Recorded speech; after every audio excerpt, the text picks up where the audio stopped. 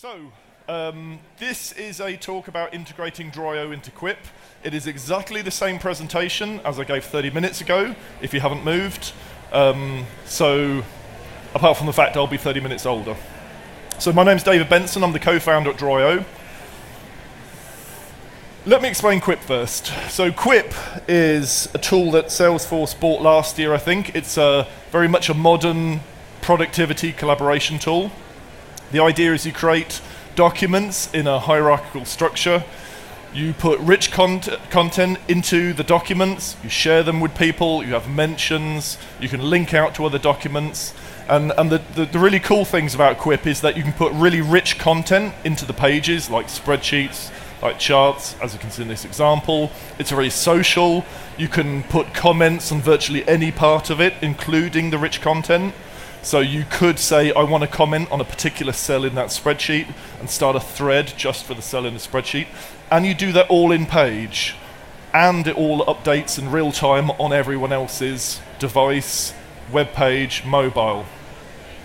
So if you haven't seen Quip Springs is on the 3rd floor here in Moscone West. Go and check them out.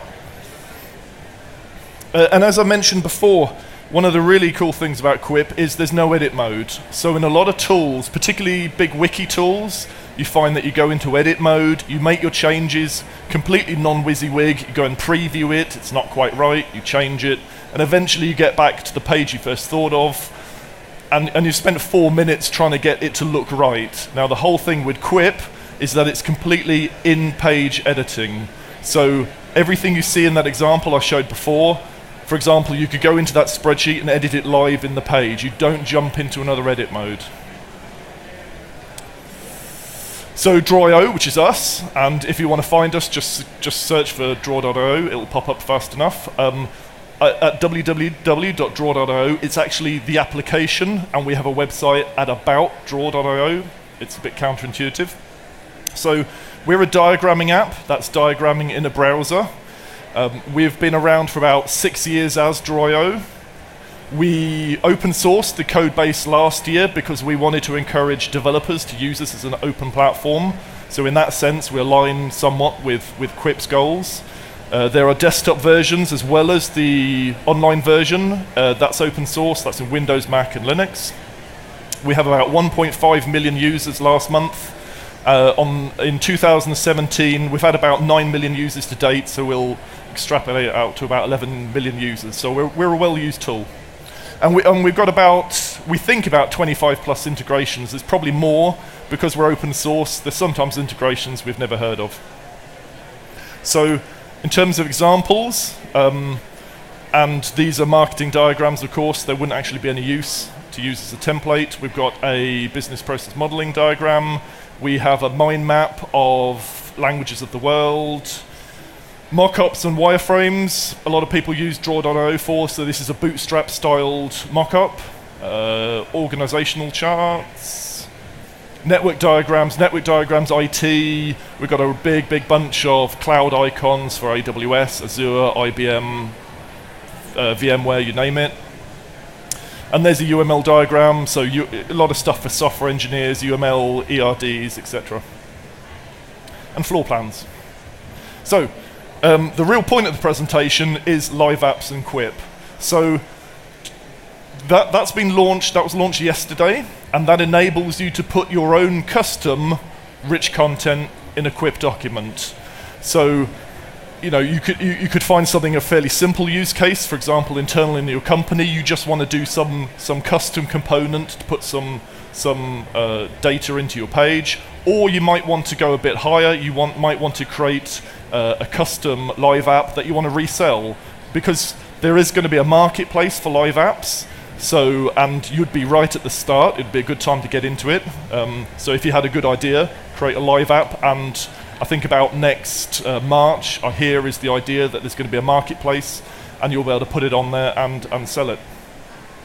So the first attempt we had when we integrated Draw.io, it looked very much like every other integration we've ever done. But what I mean by that is generally either we're given an ID to some data on the website and we just open via the API that file, or we get a post message from the originating page, and we just do 100% iframe, make the changes, save back, go back to the original page. So in the case of Quip, I'll pop out the presentation here, and I'm going to cheat a little bit. So this is a Quip document, and to do a lot of the interactive stuff, you do @ something. So in our particular case, we did @ diagram, and you clicked insert. And what happened is we opened up a new tab in the browser, and I have to cheat a little bit with the desktop app to show you. And the page looked like this, and it went to the template page. So you've been taken to a completely different tab in your browser, which completely blows the whole idea of in-place editing in Quip. You'd insert, say, a template, pop it onto the page, make your changes. We've got a cloud there, we'll make it blue, and then we'd save it back, and the tab will close, and you'd go back into Quip. So you've got your end result. It's just that the user experience compared to the smoothness of Quip is just broken, really wrong.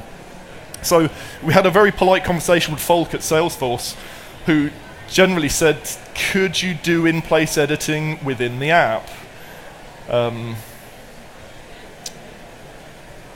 our answer was, no way. And his answer was, well, yeah, you need to. So, okay, we went back to the drawing board, and we looked at the editor that I just showed you, and we tried to deconstruct the editor. So you've got the editing area, which is the central area. You've got the shapes that you're dragging on. You've got the formatting on the right, and you've got the menu and toolbar up at the top. So the first thing we said you must have is the central editing area. So we changed the experience initially, and I'll pop back into the demo. Okay, and in addition, we put the template screen into Quip as well and styled it in the Quip style. So you haven't come out to a different page. I'll pick the same diagram, and that will pop it straight into the page. So we're still in Quip now. And this is all editable. So you can grab everything, you can move it, you can add labels, all the rotation. Everything interactive works. That worked in the pop-out editor. But as you remember from the decomposition picture we had, we're missing the toolbars, we're missing the shapes, we're missing the formatting. So Quip has API to dictate what appears at the menus at the top, and we did some instrumentation in the tool, and we basically saw that users were inserting shapes, mostly really simple shapes, text, rectangles, ellipses, and so on. They were deleting shapes, they were undoing, redoing, and that was like 95% of what everyone did. So just by working out, it's not even 80-20 rule, it's a 95% rule.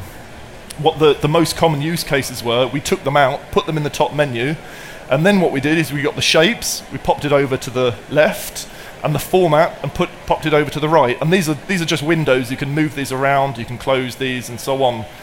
Now, it seems obvious when you look at it, but most tools don't allow you to do this. So outside of this container area that you have on the page, most other tools won't allow you to go outside. They'll just allow you to work in the iframe. But Quip allows you to detach from the DOM and place it outside. So now you've got this cool situation where if I go back up here and I defocus the diagram, it's just the page and the picture of the diagram. There's no other complexity. And the complexity only comes in when I then focus back on the diagram and get all the menus back in, which I can close again when I'm editing if they're getting in my way. So I think there's a rule somewhere of visual complexity: hide what you don't need, which is too advanced, and then reveal it when you need it. So we're following that kind of rule. So by following this process of breaking down the editor into the bits we really need and then building it back up again, we managed to put pretty much every bit of functionality in place in Quip. Okay, so that's the demo. So the learnings as we went through this process. The Quip API, the examples are all in React, and I think underneath it's written in React. Now, some people are familiar with React, great. We're not, and we're still not, and we wrote everything in vanilla JS. So within React, you can just completely ignore all the React stuff and just write in JS. Depends which you prefer. In terms of fully page, I explained the in-place editing. Don't jar the user experience. Follow the Quip user experience. They've worked really hard on this, and internally within Draw.io, we picked up on using Draw, and we dropped our old tool because we found the in-place editing and the richness of it so cool that we actually just used it without really being told to. We didn't mean to, it just happened. So try and follow the sort of user experience that they provide, and even if you think your tool's really complex, give it a go. Try breaking it down and following it. The third point sounds a little bit like the second point, but what I'm talking about there is store the data within the Quip document. So on the version where we jumped out to a separate tab, what happened is if you edited it, anyone else on that document did not see the edits live, because it's only when you saved back that you changed anything. By doing it in place, we were editing the record. It's called a record in the Quip API. We were editing that in place, so when other users are on that document, they're seeing the changes live, so you don't need to refresh. So there's a lot of technical advantages to following the flow.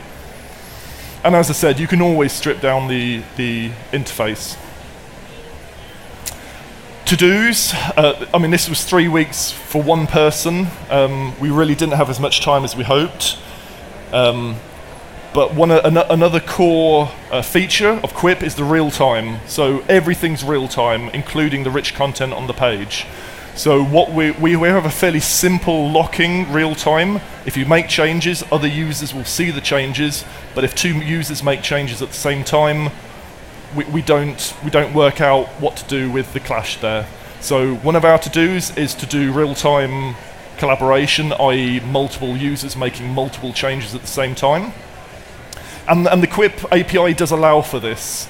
Our app is pretty complex, so it's going to take us a while to work out, but if you've got a simpler app, you might find it a bit easier.